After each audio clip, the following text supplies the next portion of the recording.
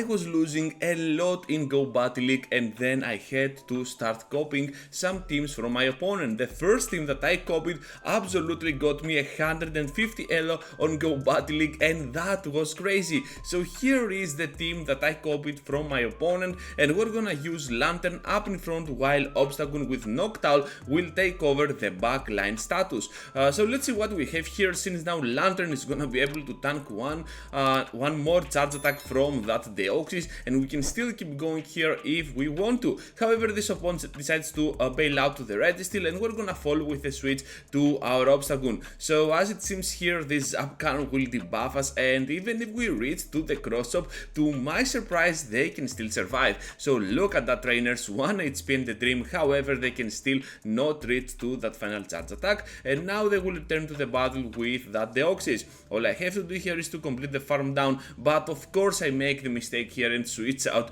to my Lantern. I don't know why I did this. Perhaps I should have kept that energy till the end game, since I could farm down with my Obstagoon and keep my Lantern hidden, but still it doesn't matter at all because we can return into the battle with the Obstagoon. However, though, they have the wall rain, and all we have to do here is to go for the Night Slash. Obstagoon, being named Boostagoon here, is just gonna take that boost, and all we have to do now is to go ahead and completely farm down with 10 of those wing attacks. They can absolutely reach to the first Icicle Spear, but they need 10 Powder Snows as well. So can they do it? No, they cannot. We're able to farm down here, and Noctowl will emerge victorious against its natural counter. So into the next one now, and we're facing another Deoxys. This time we're just gonna go straight for that Thunderbolt, and let's see how this opponent decides to take it, because we're having tons of fun against this Deoxys, but of course they can easily bring us to no HP if they want to. So here comes the first move, big damage from the Thunderbolt, and as long as you can bank that energy for the end game, as I do over here, you're gonna be just fine. So they back out after this Psycho Boost. We have one Thunderbolt worth of energy, which can always work towards our advantage, and we switch out at the same time to our Noctowl and their Dugong. So this is not that bad overall. We can still pressure for that Shadow Ball damage. They are already on the red. However, they can get out of here with a lot of energy. So having now the upper hand with my Obstagoon is gonna be pretty nice, especially now that we also have the switch out to clean that debuff. But of course they still have the Deoxys with a lot of HP left. I'm not sure if we can actually win this one, but all we can do is to drop this Deoxys as low as we can. And this trainer decides to go with an arguably weird switch to their Sandslash, giving me a lot of time to farm up, because those Shadow Claws are double resisted by my typing. And all of a sudden we have a win con here, because we can get to the cross chop for that Sandslash, and one more move, the Night Slash, to finish off the Deoxys. And I think that we couldn't win this one if my opponent didn't do that mistake. So into the next one now, and I think this is the trainer that DM'd right after we fought, and they didn't share with me their nickname, but I think this is the one.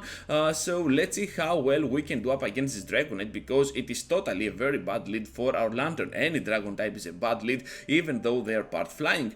So at this point we can just keep going here with a Noctowl. We have the shield advantage, and we can play around that. So Downspurs is a very nice Pokemon for the meta. It is gonna lose Trident Square to those fighters, but other than that it has play against anything, and I like it a lot how it fits in the meta. And of course it is kind of a soft core breaker for my team as well, because it has Rock Slide for my Noctowl and Drill Run for my Lantern. So gonna go in here with my Lantern in a weird effort to farm down after we sealed once, and I think that even if they return with Dragonite, because this Pokemon is pretty glassy, we can still threat it with a simple serve. So we stand correct, and right here we're gonna also reach to the Night Slash to finish off this Dragonite. However, at the back they have a double, and things aren't looking that great all of a sudden. So we got to respect the damage from the Body Slam in combination with those double super effective double kicks, and we have to reach now to that cross chop. They can survive it. This is a bummer, not gonna be able to complete the farm down, and now they have so much energy to spare.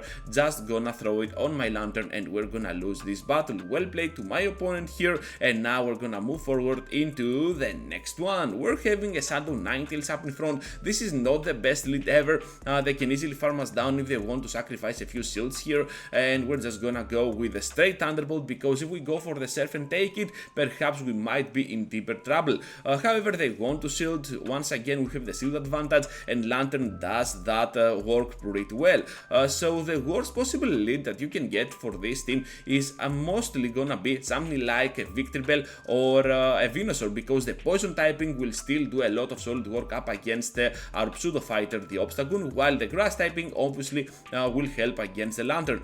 So with that said, now we're just gonna farm down completely here this Dragonair. They will return to the battle with their Toxic Rock, and all we have to do is to spam those moves. They cannot farm down with this, because we can still reach to another Surf and threat that second shield out of play. And now with two shields out of the way, I think that Noctowl can easily go in, start farming down all that energy. We also block correctly here the Sludge Bomb, and of course right now Ninetales will have nothing to throw up against us. So we're just gonna reach here to the Shadow Ball for big damage, and Shadow Ball does more damage than Sky Attack in total, and right after we can easily farm down. So Toxic Rock now returns into the fight, but my final move is already up, and we're just gonna grab this victory once again. Mystic Wizard now with a Dugong up on the lead, so obviously this is gonna be a very good lead for our Lantern, but now with Drill Run, Dugong can make it a pretty close battle as well. So it is not the best lead ever that you can get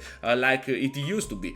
So here comes now the move. I'm expecting for sure a Drill Run, but since I know how bulky I am, I'm pretty sure we can take it like a champ. But you can see here that they can outspeed to the second charge attack.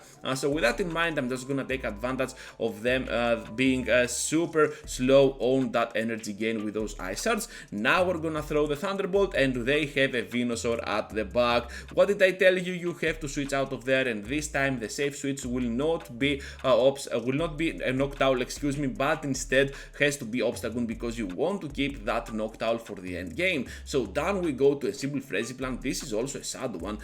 This Venusaur can hurt us a lot, but hopefully at the back they have just a Gliscor. So at this point we can go for the Sky Attack. Totally missed that final bubble in the air, and we made the grade, doesn't matter. Night Slash now can easily be taken by our Pokemon. Even though this Gliscor is Shadow, Night Slashes do not do a lot of damage. So we're just gonna throw immediately right after the Sky Attack, because they definitely have more energy than they have already threw apart. And now on the CMP, we're just gonna go down to the Night Slash. I knew that this was a CMP, so I'm just gonna let my Noctowl go down, and right after gonna press immediately my Surf, knowing that they have to switch out. They are just gonna go down to my Surf for that Venusaur, and Gliscor will just get farmed down by my Sparks. So into the next one now, trainers. And we're having a Frostless up on the lead, which is kinda weird, but still we can do a lot of solid work with our team even against a Pokemon like this, even though we have Noctowl on our back line. So right here we're just gonna keep going with those counters, and I went first for the Night Slash because I had the feeling that we could go for the boost perhaps, but this was not the case at all. Perhaps Cross Chop was the way here. Anyways, we still have a lot of energy to spare, and of course double Night Slash is coming up. They decide to let the Frostless go down, which is pretty weird, and rely on Shadow Swampert for the closing part of this game. You know what? This is not a bad plan overall. Risking for my third Pokemon being kinda weak to the Swampert, and they were kinda right, but still we can take this victory, because right after we throw the Sky Attack they back out. So yeah, that was a weird finale for this battle. Into the final one now, trainers, and we're having the amazing Sableye up on the lead. So this looking pretty good, and I will try to catch one move on my Noctowl. We can do it successfully here, and we can just keep going now with our Pokemon. So Power Gem, I decided to block this one because I saw they were not purified at all, non-Shadow either, but still, since it is not purified, they have to run Power Gem, right? right? And with that in mind now, I can easily go ahead, seal this move, and then keep pressuring this Nidoqueen. So Nidoqueen is most likely gonna be one of those troublesome leads because it has access to Earth Power, and if it can land it, things can turn sideways, but still you can always outspeed those Surfs, which is pretty nice. So here comes now the Thunderbolt on that next Pokemon, which is Medicham, by the way, and I'm pretty glad that I can counter Medicham with my Lantern, because at the back we have an Obstagoon, and Obstagoon is just getting melted down by those other fighters. You saw before the damage output from that Deoxys, so yeah, just imagine the damage from a simple Medicham. Anyways, I know we can still survive one Ice Punch here, just gonna switch out immediately to my Obstagoon, but unfortunately this is gonna be a CMP, so down they go. We have to rely now on our Obstagoon to finish off this Sableye, and I think we can do it in style here, because we are also gonna get the unnecessary boost over here, but this outcome is already settled and we're gonna grab this victory. So that is gonna be all for today, trainers. Thank you for watching and for staying till the end. Just be sure to leave a huge like before you go, and of course consider subscribing to my channel if you are new to my content. Over here I have 2 videos for you to check out, so feel free to do so, and I will see you all into the next one.